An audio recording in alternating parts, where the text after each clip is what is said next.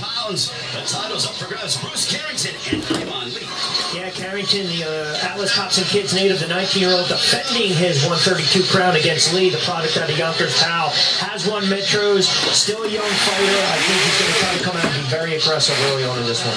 And now let's send it over to meet the fighters. Here is Kevin Van Meter. Our next contest is a 132-pound open championship. This bout will consist of three 3-minute rounds. Referee is Cassie O'Connor. In the gold corner, Bruce Carrington, 19 years old. He represents Atlas Thompson Kids. He's from Brooklyn. Bruce is the defending champion in this weight class. He's also runner-up in 2015. Bruce is nationally ranked boxer in his weight class. His record this year, 2 decisions, 1 bye. And in the blue corner, Iman Lee. 17 years old from Yonkers, PAL. Iman is from Yonkers. He's a junior at Roosevelt High School. He's won the Metros in 2016. Record this year, 2 decisions, 1 bye. All right, coming up, Bruce Carrington, Iman Lee. As we have the 19-year-old Bruce Carrington, the 17-year-old Iman Lee. Yeah, when I said that Lee has to come out and be aggressive early on, he's got to he's got to be very smart, just be very judicious with his punches. He was able to do that when he defeated Eric Castro, because you go up against Bruce Carrington, he's won before, he sometimes will just break his opponent's will. You know, he'll smother them, he'll overwhelm them early on. He was able to do that against John Gianni from John's Gym in his semifinal win. So I think it's kind of a chess match, but yet still come out a little aggressive, be smart. And Iman Lee wearing the blue, wearing the gold, Bruce Carrington. 132 pounds. I mean, when you get into this weight class, like theoretically in the pros, you have the lightweight division, you have the junior welterweight division, the super featherweight division. You want to talk about loaded divisions in the sport of boxing. I mean, my goodness, this is a hotbed right here. 132 historically, throughout the last several years too, have always made for very good fights during this tournament. Well, you just seen the footwork of Lee. He is coming forward and his feet are just very well set, and he's throwing extremely fluid and straight punches. Good jab as well by Lee. He's doing a good job, man. I was about to say that. He's doing a good job. And it's good. He's being on the attack first. Yeah. Right, be first. Gianni is letting the should catch up. He's getting closer to him. And Mark, that's the one thing that Carrington does. He makes great adjustments. You go back to last year when he defeated Ray Collado. That fight was kind of up for grabs midway through the second round, but then he just made an adjustment in that third and final round and walked away with the title. And Rich, what we're seeing is just a tale of 2 different styles. Yeah. The precision and finesse out of Lee, the power out of Carrington. And it's a great point, because you've got that precision and you're technically sound. Does that negate the power of your opponent? That's basically the boxer and the brawler. See what Carrington's doing right now is he's throwing heavy, he's throwing hard shots, hard jabs, stiff jabs, in and out. 70 seconds left, round 1 between Lee and Carrington. Yeah, but Mark, I think Lee bested him in this first round because he started off with that jab. Yeah. And that's a great game plan by his corner coming out. But also one can take note, like an engine, Carrington is revving himself up, and we're starting to see that, especially in the second half of this first round. Right? Yeah, you can see he wants to pop back that right. His hand speed is ridiculous. I mean, I've watched this kid actually double up on the body, then come back up top with a left hook. I mean, that's, for a 19-year-old, it's unbelievable. One thing he does has very fast hands. Carrington.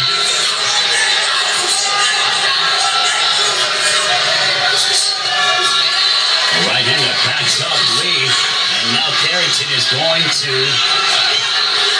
let off Lee off the hook for a brief moment, but you better believe that his confidence is soaring as we near the end of round 1. But a momentary stop in the action has to be a equipment issue, but it's the shoe. Yeah. So, and that's astute of the referee, because you don't want to trip over your feet and have a knockdown ruled, and that can, or a standing 8 count. Nice sharp right hand by Lee, and the action is furious here. to end round one. And it was Carrington and Lee. They slapped hands as they, okay, I know. That was a good round for Lee, though. That was an excellent round for Lee. Because now you know what he's doing right now?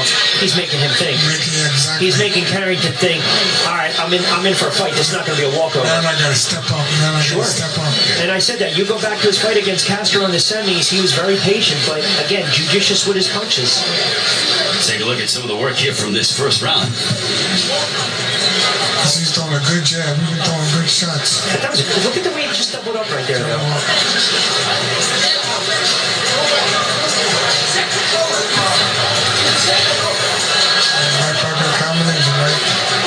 Well, they're not shy inside the ring. No. That's without this whole feeling out process did not happen. It was from the moment that the bell rang, they came out assertive amongst themselves in their own style. It's almost like what we've been talking about all night is be who you are. And don't change, exactly right. Do not deviate from the game plan. You're seeing again Lee come right out with that left jab to set up the combination, and he's scoring early on. Scoring early, yeah. So Lee wearing the blue, wearing the gold is Carrington, and another. So now it is Lee who has his shoe not tied. Talk about it's a fun fight, but a little bizarre in the first couple. They're trading who's going to tie their shoes. And you would think if this was later in the round or later in a fight, if this was a pro fight, okay, those extra 5 to 10 seconds, you get a little rest and recovery and regroup. But they are starting where they left off. And that jab, a laser jab. Yeah, he has a great jab, and he jab it long. He's keeping him on the outside. Good right there. Yeah, that was the best punch of the fight that we have seen out of Lee. And now Carrington is almost languishing a little bit as you talk about Rich, and you brought it up to Mark, and he elaborated on it. But it is Lee who's making Carrington think. I think he's not only making him think, guys, but I think he's starting to frustrate him. He's frustrated. He's very frustrated. Because Carrington's thinking to himself, all right, do I snap the jab or do I try to go for broke? Do I try to sneak, go downstairs, lazy jab to the body? Am I going to get caught? Because Lee's already proven he's got a great counter right hand. When Lee is almost making it, it's not easy, but he's not expending unnecessary energy. Exactly. It is his jab, and then he's throwing that right hand after he's done with the jab, and he has his defense has been impeccable here in the second round as we're midway through the round. And remember, too, Lee won Metros. His father actually got him started in boxing, so he's very educated when it comes to the sweet science. He puts in the work in the gym, and he's very technically sound. Not sloppy, not making mistakes. It's almost like a Rubik's Cube that Bruce Carrington is trying to figure out. Exactly. And he doesn't have answers with it so far. He might just grab it and break it apart. Right? When you were younger, you would break it apart and put it back together and tell everyone you solved it. Because all the other guys on this, he's just boxing. He's boxing. He's frustrated. Using his distance well, has his shoulder protected. Everything about him has been fundamentally sound, but now Carrington opening up a little bit. Yeah, good momentary flurry. And the head movement and his putting his hands down, that could be a way of baiting in one Iman Lee, but Lee is not falling into those traps. I think he's staying on the outside with the jab. Yeah, Mark, I think to kind of piggyback on your point, I think Carrington is just trying to cock that right hand and he's trying to rely on that right hand too much. He's trying to catch him with one good shot. Unless you're Deontay Wilder, I would say that's not advantageous for you. But when he backs up Lee right against the rope, you'll watch Lee kind of be a little lazy with his defense. That's when Carrington should really start to go to the body. See those hands down again? Work the body when he's up against the ropes like that. This is everything. He's throwing everything to the head. Everything to the head. Gotta throw a body shot here and there. It's surprising. Because right now... Listen, I'm surprised. I knew Lee was going to come out aggressive. I'm a little shocked that he's been able to take Carrington out of his game plan. Because if you see how he's fought, again, he's only had a couple fights. He had to buy, but if you go back to last year, it looked as though he's kind of deviated what helped him win last year. He's going to come out this round and fight. And getting to your point, we're seeing it is Lee who's keeping Carrington off of him, but that right hand that landed, but Carrington still hasn't been able to find a way to close the distance. He's not cutting off the ring, no body punching.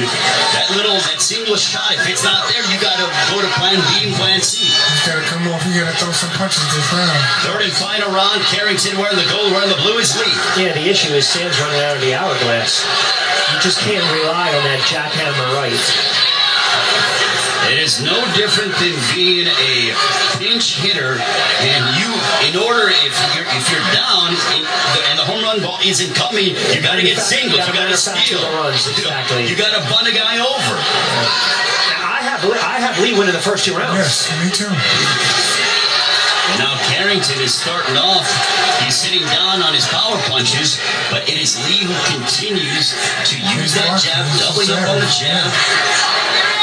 And so they telling Carrington to come in, but when he comes in, this guy jabs going back. And what is he also doing in the eyes of the judges right now? It's that ring general shit that we talked about, where if this was a close fight, that sways the judges. Right. And with Lee, he is commanding the center ring. And now here comes Carrington. But look at that maturity by Lee. As soon as he got close, he tied up, spun him around, got a break, and takes the center of the ring. Yeah, but Ray, he wouldn't be in that position if he didn't do a momentary shoe shine. Again, it's all about that split second. You know, stay the course. Carrington's got to get on top of him. He's got to get close. 95 seconds left in the fight. Carrington theoretically is behind, and Lee boxing wonderfully. The 90th New York Golden Gloves.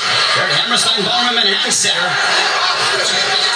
And a right hand down the middle for Carrington, but back comes Lee. Yeah, good body shot by Carrington, but, very smart by Lee. Once he throws that jab, he throws the combo, he goes back to the jab. His hands are now back up defensively. He's not giving away anything. And Mark, as we look at Carrington, a punch that has not served him well because he hasn't thrown him much has been the jab. Yeah. It has been Lee who's been using the jab, and Carrington, the power puncher, isn't setting anything up. He's telegraphing everything. He's not doing anything. I'm not sure, Mark, if Carrington was trying to either step to the inside or if it would be better sort of step into the outside, come across with that right. I think he thought he was going to walk this guy down. It's not working. Well, sometimes when you have an aggressive mentality and you meet someone that is going to meet your pressure and throw something different at you, it's not easy to adjust. And so far, it is Lee who has the test. But I'm going to make you adjust. It's a great point. Lee's jab won him this fight. Yes. Well, the most fundamental punch in all of boxing. I believe it. And Carrington trying to end strong. That ends the fight. They both have a great amount of respect with each other. The 19-year-old Bruce Carrington, Iman Lee, the 17-year-old. They both came out and really fought their hearts out. But it is Lee who seems to have gotten the better of Carrington. Well, and we will come back to see how the judges have it scored. We'll get Rich's prediction or how he has it scored after the break as we continue with the 90th New York Golden Gloves. Welcome back to the Hammerstein Ballroom inside the Manhattan Center. Iman Lee and Bruce Carrington will go to the scorecards as we will send it over to our ring announcer here. It's Kevin Van Meter. Let's hear for the boxers.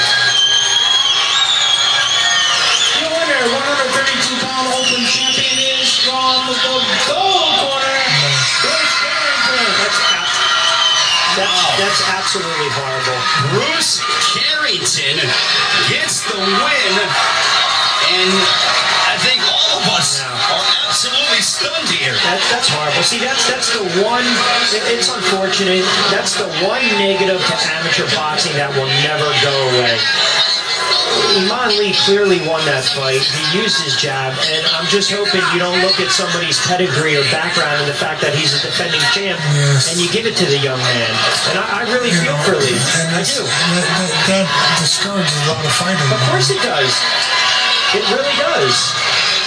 That's crazy. And that could be a reason why some of them turn pro early on, because they do not want to have to deal with Listen, sort of these egregious politics decisions. are worse sometimes in amateur boxing. He threw maybe 50 punches his whole fight.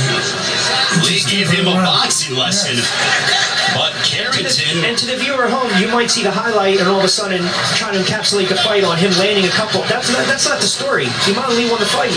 He had every bit of control of the fight, but it is Bruce Carrington who wins the 132-pound New York Golden Gloves here in New York. Damn robbery, it's freaking shame.